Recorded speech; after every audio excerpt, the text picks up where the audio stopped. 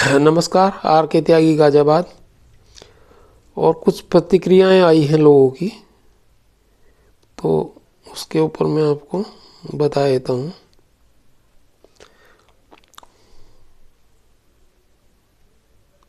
ये राजेश कुमार पांडे की भी वो थी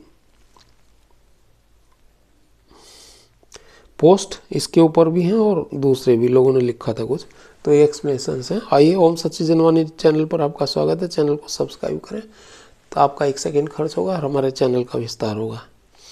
वीडियो को शेयर, लाइक, कमेंट करें। शेयर करने से सभी रिटायरीज के साथ पास जाएंगी, साथियों के पास। आइए शुरू करते हैं।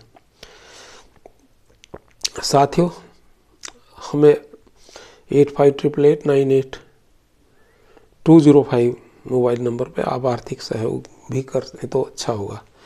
हम सम एक्सप्लेनेशंस रिसीव्ड, हमें स्थितियों और परिस्थितियों का ज्ञान होना चाहिए। 29 अक्टूबर 1993 का जो एग्रीमेंट रजिस्टर्ड है वही पेंशन और पेंशन रेगुलेशन का आधार है। इसमें लिखा है नेगोशिएशन का अधिकार केवल और केवल AIBA को है और वही AIBA से नेगोशिएट करेगी और किसी को यह अधिकार नहीं है। और इस क्लोज को DFS ने कभी भी स्वीकार किया और इसके विरुद्ध कोई भी केस किसी भी न्यायालय में पेंडिंग नहीं है। ऐसी स्थिति में सभी लोग वेंकटचलम की चरण वंदना में लगे हैं और ऐसी स्थिति केवल सुप्रीम कोर्ट सुधार सकता है इस क्लोज को इलीगल कहकर। इतिहास यह है कि 1993 में श्री तारकेश्वर चक्रवर्ती जी के अलावा सभी नेता पेंशन को तीसरे बेनिफिट के रूप में लेना चाहते थे, जैसा कि स्टेट बैंक में है। लेकिन तारकेश्वर चक्रवर्ती पेंशन की ऑप्शन को छोड़ना नहीं चाहते थे, इसलिए वह इस बात से के लिए सहमत हो गए कि बैंक अपने कंट्रीब्यूशन की जगह पेंशन लागू करे। और इस एग्रीमेंट में केवल और केवल AIBA पार्टी बनी, हस्ताक्षर किए और कोई भी यूनियन पार्टी नहीं बनी। और यह सेटलमेंट इंडस्ट्रियल डिस्प्यूट एक्ट के अंतर्गत रजिस्टर कराया गया। तारकेश्वर चक्रवर्ती ईमानदार थे, वेंकटचलम बेईमान है और इसी कारण यह समस्याएं पैदा हुई। साथियों, ये RK वर्मा जी हैं सहारनपुर से, उनका है कि भाई उन्होंने कहा कि वेंकटचलम ईमानदार नहीं है, बेईमान है। ये उनके व्यूज़ हैं। हालांकि देखने से ऐसा लग भी रहा है, लेकिन उन्होंने स्पष्ट कहा है।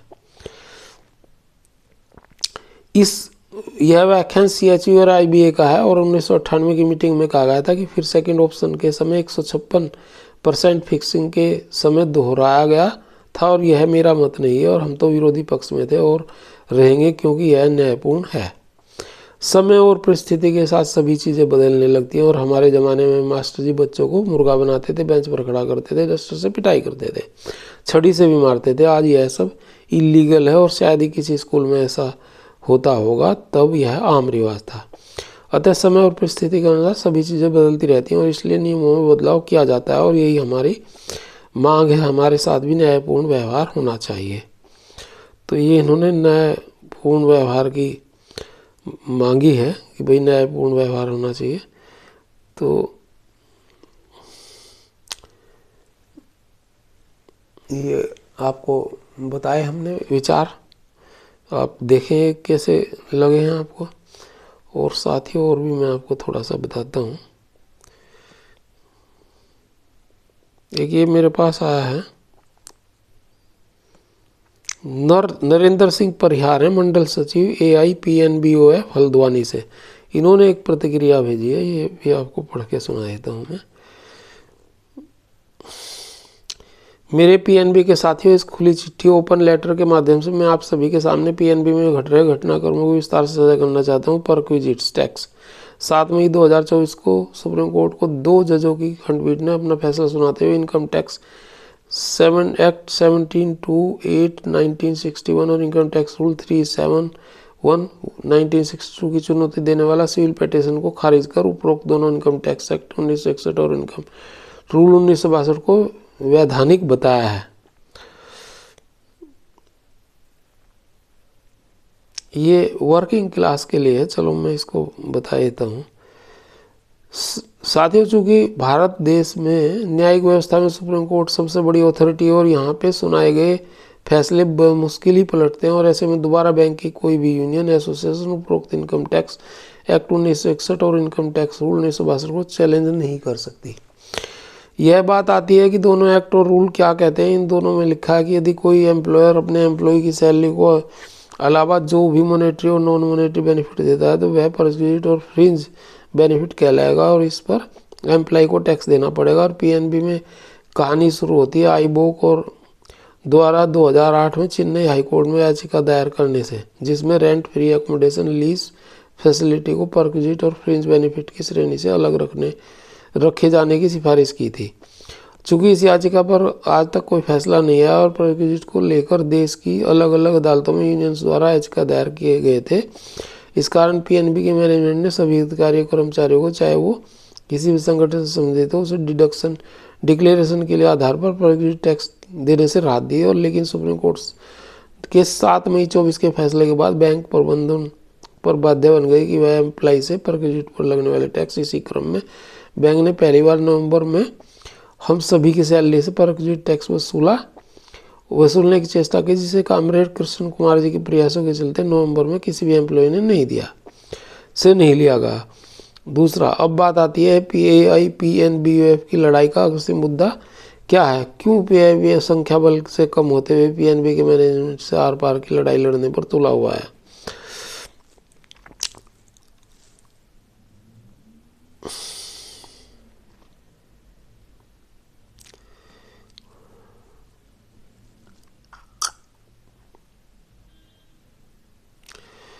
पिछले साल बैंक के सभी डिक्लेरेशन के आधार पर परक्विजिट टैक्स पर छूट दे रहा था, लेकिन सुप्रीम कोर्ट के मई 24 के फैसले के बाद बैंक प्रबंधन ने ड्राइव एंड रूल की इंपीरियल पॉलिसी के तहत 2 सर्कुलर नोटिस निकाले। नंबर ऑफ फाइनेंस डिवीजन द्वारा 21/9/2024 का सर्कुलर और नंबर 2 HRMD 19/11/24 का नोटिस, जिसके तहत बैंक ने सिर्फ आईबोक के मेंबर्स को चेन्नई हाईकोर्ट की 2008 की याचिका के तहत लीज फैसिलिटी और रेंट फ्री एकोमोडेशन पर पड़ने वाले परक्विजिट टैक्स से राहत देने का विभाजनकारी फैसला लिया। और इस फैसले को चुनौती देते हुए एआईपीएनबीओएफ ने बैंक प्रबंधन के विभाजनकारी और मौलिक अधिकारों के हनन आर्टिकल 14 राइट टू इक्वलिटी वाले सर्कुलर और फरमान के खिलाफ मद्रास हाईकोर्ट में याचिका दायर की, जिसका फैसला दिनांक 21 दिसंबर 2024 को एआईपीएनबीओएफ के हक में और मद्रास हाईकोर्ट ने उपरोक्त सर्कुलर नोटिस को अवैध बताते हुए रद्द कर दिया।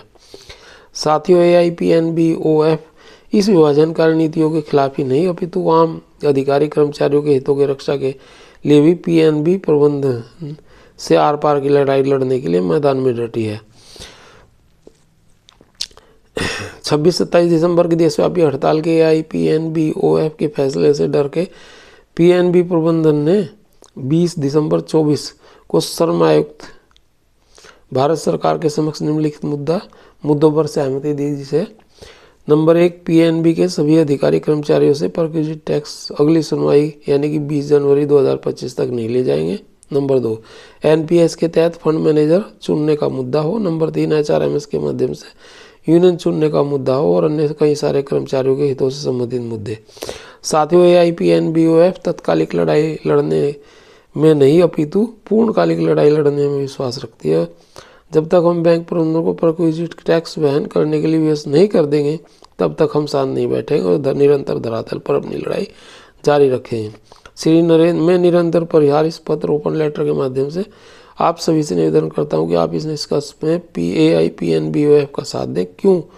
जो काम पंजाब नेशनल बैंक बहुसंख्यक यूनियन नहीं कर पाए, वो काम एआईपीएनबीओएफ ने कर दिखाया और इस लड़ाई को अंजाम तक पहुँचाए के लिए आप सभी सहयोग की अपेक्षा करते हैं। याद रखिएगा कि ये लड़ाई तेरी मेरी हमारी तुम्हारी नहीं अपितु सबकी, आओ मिलकर इसे साथ लड़ें, जीतें।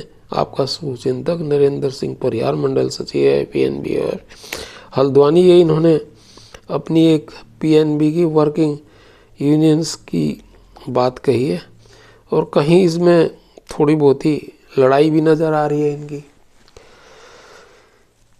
आइए एक